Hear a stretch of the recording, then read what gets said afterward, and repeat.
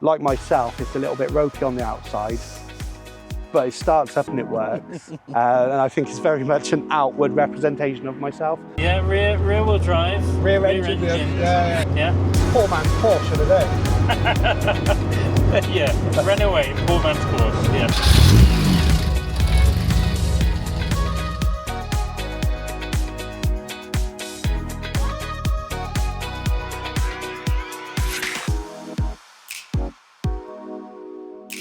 Aidy, thank you for joining me. We're in slightly spectacular surroundings. Driving up today, I didn't think we'd be stood filming outside of a sunny vineyard. In England as well. It just feels quite, quite strange. But yeah, thank you for joining me today. No problem. Tell us what we have in between us. Right, this is a very rusty, but loved, 1968 Renault 8 Major. It's a optional, upgraded version, I guess, that was sold back in the 60s and early 70s. And this one has been with me for just over a year. I got it in January last year. Yeah. From a friend, but I've known of the car for probably 10, 12, maybe 15 years. Yeah. So, yeah, a friend of mine had it on his driveway for a long while. It bounced around through a few different garages, getting odds and sods done to it. And back end of last year, I found a Renault 8S for sale. Passed on the details to the person who owned this one, Paul, and he ended up buying the Renault 8S. Yeah. And on the drive up, he was very much like, well, if I'm buying this Renault 8S, which is a fully road-going vehicle, I'm going to have to shift this one on. And yeah, obviously I had to buy it. Was that your aim going into that? Well, when I found the 8S, I did have an idea of purchasing this one off him. And I've asked him a few times over the years whether he'd sell it to me. And I'm very much into old and new Renaults, so I've always got my finger on something. And yeah, this one just came up at the right time as a completely non-running vehicle, really. Electrics weren't working, engine wasn't working. That was in a box of parts. Interior was in though. It did have the wheels, but it was standard ride height, so probably about this much taller than it is now. Right. And yeah, it got dropped off at my house, and I immediately disowned my children and my wife and spent weeks outside working on the car. So what did you have to do to get this road ready? Everything basically, from the electrics to recommissioning the engine to replumbing all the brakes, refitting the master cylinder, an awful lot actually. Though being an old vehicle and being quite simple, it's easy to work through. You can still get Haynes manuals and stuff, so they're pretty good to use. So where did I start? Really started on the brakes. I wanted to make sure that was fully plumbed in and working. So it had a new master cylinder fitted. I remade some of the brake lines themselves, and then I popped down to Forge Motorsport, where they made me some braided lines. Nice. So it's got braided lines front and back, you know, Max Power Days stuff. But that then replaced all the rubber hoses, and all the hard line was then replaced. So that was good to go. Tested the brakes, they were fine. At the same time, between tinkering on that part of it, I had to drill some old studs out of the head where the water pump mounted on. So yeah, that was fun. Drilling those out. It's an aluminium head as well, so if you slip or go off, you cause a lot of damage. Good. What I did is I took some M6 out and then drilled and retapped it M8 and then made a water pump, fit it just by enlarging the holes.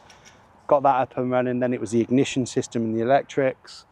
Ended up fitting about 3 starter motors on it because I kept buying new old stock items, which would work fine for about 2 days, and then they'd just burn out. You know, they'd probably been sat on the shelf for like 50 years. Yeah. So in the end, I found a company in Germany who would supply a new starter motor that fits. So I shipped that over and put it on. Still on there now. Nice. So that was perfectly fine. And then rewired the front end to get the lights working.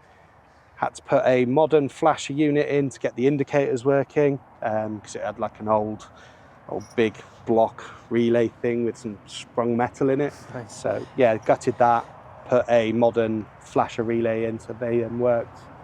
horn off Amazon, so I had a working horn so that people can hear me bimbling down the road if they need to. And other than that, that was pretty much it. Gave it a clean inside, removed the seats, refitted them because they were all loose. And at that point, it was then pretty drivable. And I tested it around the block, made sure it worked, made sure the gears engaged. Yep. And we were good then at that point. And then I put it back on the drive and started adjusting the suspension. So took some height out of the suspension. Just a bit. We did it with an angle grinder. The approved method. The approved method. But to be fair, it rides very, very nicely. It was actually quite commonplace to shorten the springs on these with a set of with an angle grinder, take a couple of coils off. It suits it. It definitely suits the low rider aesthetic. Yeah, it's not as low as it could be. It's still got suspension travel. It's actually quite comfortable. Yeah. The seats help. The wife will go out in this one as well, so that's a bonus.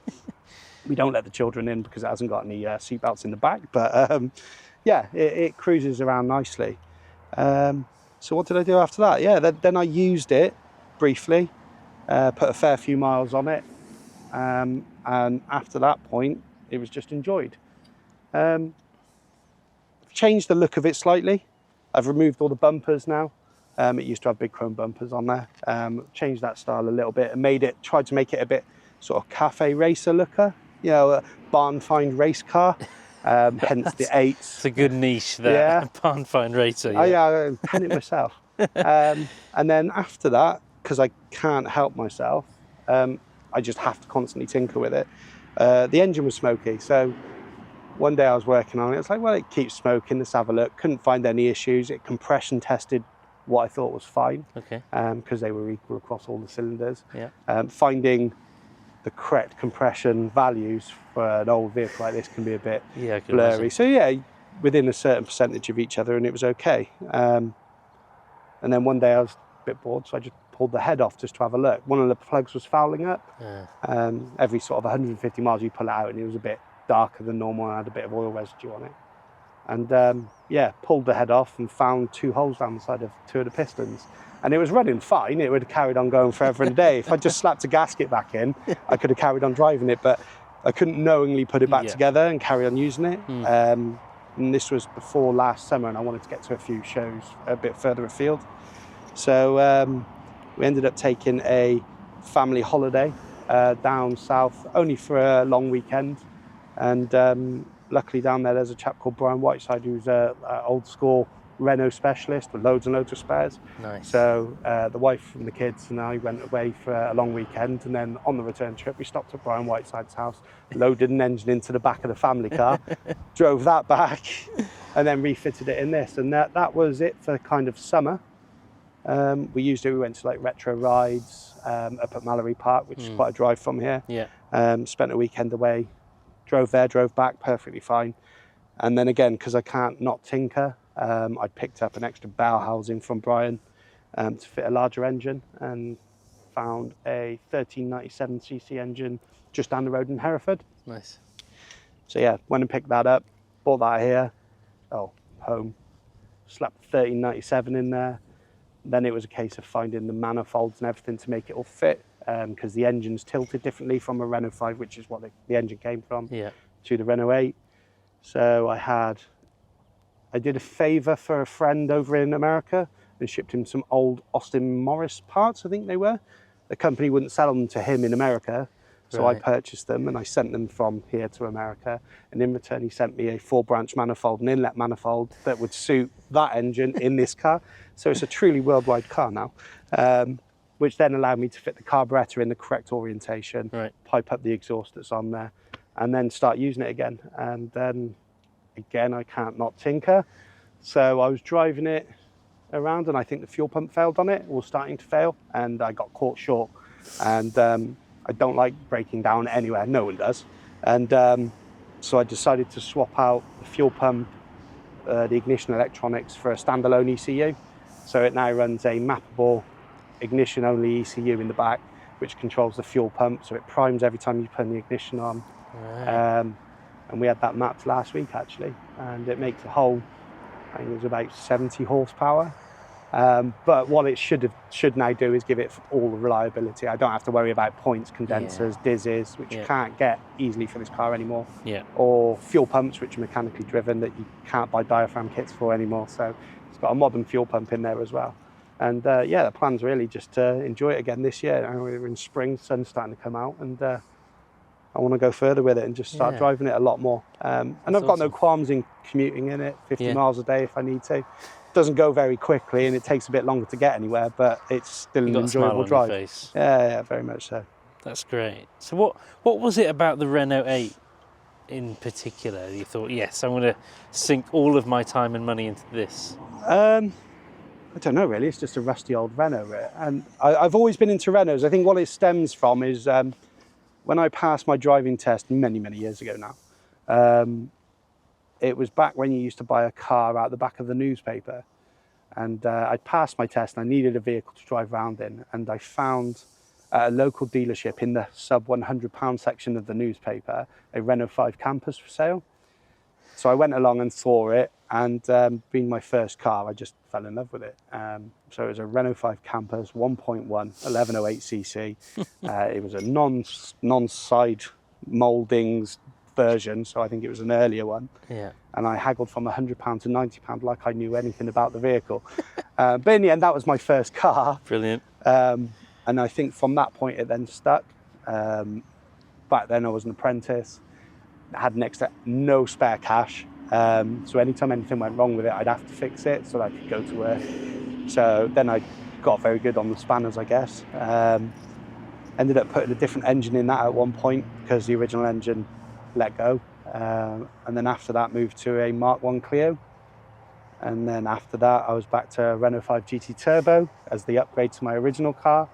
And then I started to like the older vehicles. And even by that time, the Renault 5 GT Turbo was an older car. And after that, I went to what was called a Gordini Turbo. So a Mark 1 Renault 5. And then alongside that, I had a Mark 1 Clio, which I fitted a Renault 5 GT Turbo engine to, and then it just carries on spiraling from there. It's just been non-stop, and it's been Renault after Renault after Renault. Buy Renault, tinker with Renault, buy another Renault. The thing is with them all is they all share the same architecture, so even as far back as this in the 60s and even the earlier ones in the 50s, they're all evolutions of each other, so a lot of parts become interchangeable. So this is a 68 Renault 8, but it's got a 1992 Renault 5 engine in it. And with the correct bow housing, which was available off shop, you can just bolt it all together.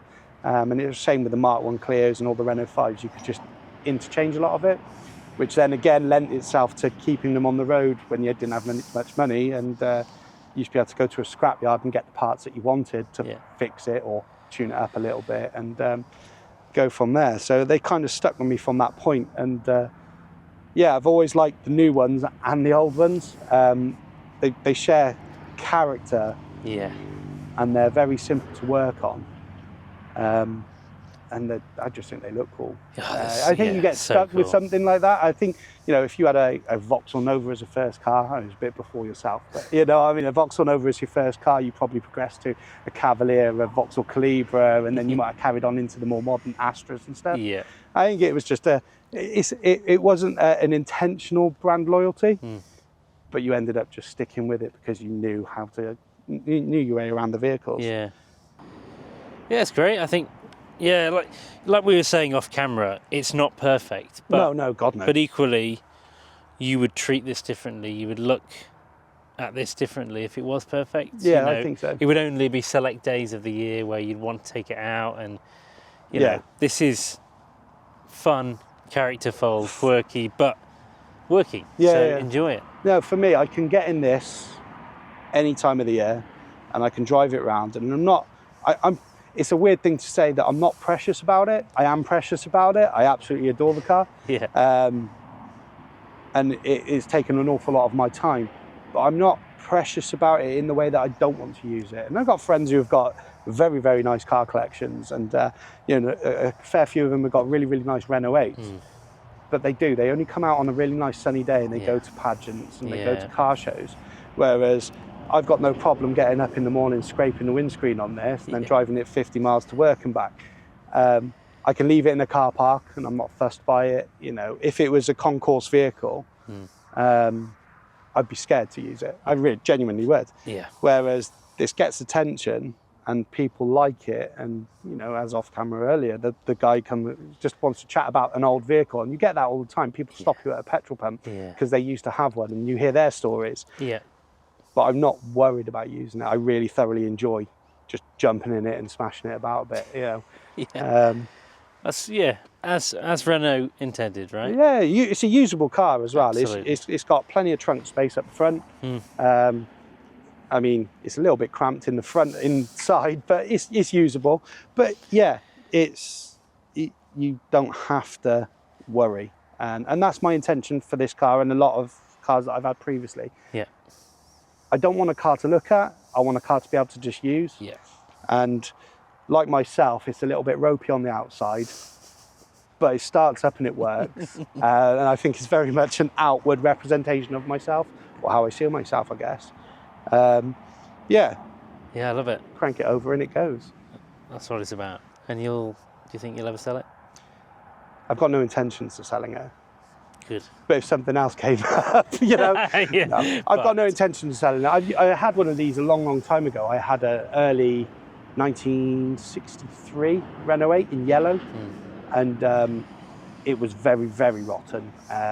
We took the panels off to get it repaired, and it needed an A pillar, a B pillar, an A pillar on that side, and it wasn't financially viable to get it done. And this was probably 12 years ago. So knowing of this one and then having it available has been a really, really good thing. So yeah, I've got no intention of selling it anytime soon. Good. It might rot away before I sell it. Cracking. Well, I think we should have a look at the little but charming engine Yeah, no worries. before we take it for a drive and enjoy the sunshine. Sounds good to me. So yeah, this is a 1397cc Renault 5 engine. It's got a Renault 8S carburettor and inlet manifold. Yep. And it's got an adapter, two adapters made to bolt that inlet manifold to the Renault 5 head. And it's got a 4:2:1 exhaust manifold. So these parts came from America. Yeah. And then I made the exhaust as long as I could to try and keep up mid-range sort of torque. We've got an aluminium rad in the back as an upgrade. You can't really see. And then we've swapped out and fitted a full fuse box and relay box at the back with a no-diz ECU, which then now controls a Bosch coil pack. We've got a facet solid state fuel pump at the bottom with a filter. We've blanked off the Dizzy. We're removing the mechanical fuel pump from this side. And yeah, it just runs as is. Oh, and we did a 12-volt alternator conversion as well. So that it charged. They used to have dynamos on these, which only charged as you were revving, but this charges straight off the bat. So as soon as you start it up, it's doing 14 volts and charging the battery. That's amazing. Yeah, made the loom up and everything for it, and yeah, just did it in the workshop garage, I guess. Something to do in the evenings rather than bin down the pub. Yeah. That's awesome. What a charming little thing. Glass header tank as well, you know, just to be different. Yeah, I mean, it looks brilliant. It sounds brilliant. And like you say, pretty easy to work on. You Yeah. You can reach everything very easily. Spark plug straight down the side, all filters there. Yes. If you just drive it onto some low ramps, you can drain the oil out, and it's super simple to keep on the road. Yeah. There's not much to the rest of the car, the whole car. So I think most of the electronics in it are now here. Yeah. I think there's 3 fuses there, which is more than the rest of the car as a whole. So. Brilliant. Okay, well, I think we should get on the open road and enjoy some sunny B roads. We can enjoy it. We won't hear much though. Yeah. It's a bit rattly. All right. Where to then? Let's do this. Renault 8 to the vineyard. Weird bucket list ticked. Feels very raw and very real in here. Yeah, everything's quite solidly mounted. So, and with the ride height, obviously we constantly scanning the road for potholes. Yeah. Which are absolutely horrendous around here at the moment anyway. So. Everywhere, I think. but it's comfy, isn't it? It's not like bad. yeah, it's not like you know, this is a Flintstones car. It feels quite comfy. Yeah, it's not bad at all. It's alright when you get on a nice bit of tarmac as well. But considering how low it is, yeah, it's very comfy to drive along. Not breaking your teeth or anything like that. Yeah. He says, like you say, just very, very strategically placing the car. Yeah. I like to say that you'd be doing the same if you were in a Ferrari or a Porsche. Very true. But doing it a Renault. This is basically a Ferrari, isn't it? I'll go with Porsche. Engine's out the back. It's hung over the rear end. Yeah, rear wheel drive. Rear engine. Yeah. It's poor man's Porsche of the day. Yeah, Renault, poor man's Porsche. Yeah. But yeah, it's one of those. I mean, it'll go. It's only a 4-speed, so you're sort of wringing its neck anywhere near 60, 70 mile an hour. Yeah. But for these back roads and stuff where you can just bring them along at 40, 50, yeah, it's actually really quite comfortable. Sunday drive to the pub, we'll go for a picnic type car. Yeah. Yes, definitely picnic vibes. Yeah, it just needs a basket on the back. Or the front in this case. Yeah. It's nice though, it's comfy, there's a nice little sound from the rear. It's a fun little car. Just need some garlic hanging from the rear view mirror and a baguette across the back and a couple of bottles of wine. Maybe some cheese. That's it. Yeah, wine and cheese is the only thing missing from this car. Sorry officer, I've been drinking but it's because it suits the vehicle. Officer, did you know it's a Renault? Nah, it's fun. It's just fun to use and drive. Yeah. You know, everyday pace of life is so flat and flat out. But it's nice to actually relax and just bimble along. It does feel like life slows down in something like this. Because you appreciate things more. And, yeah. When you're not dodging potholes. Yeah. Yeah.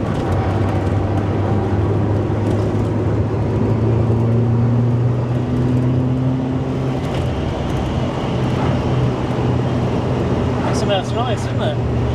It's okay. Well, thank you for today, Adrien. It's been fantastic to experience the Renault. It's been a pleasure to meet you also. Yeah, thanks for watching. If you've enjoyed today's episode, please give it a like. If you enjoyed the story, please subscribe and see you next time.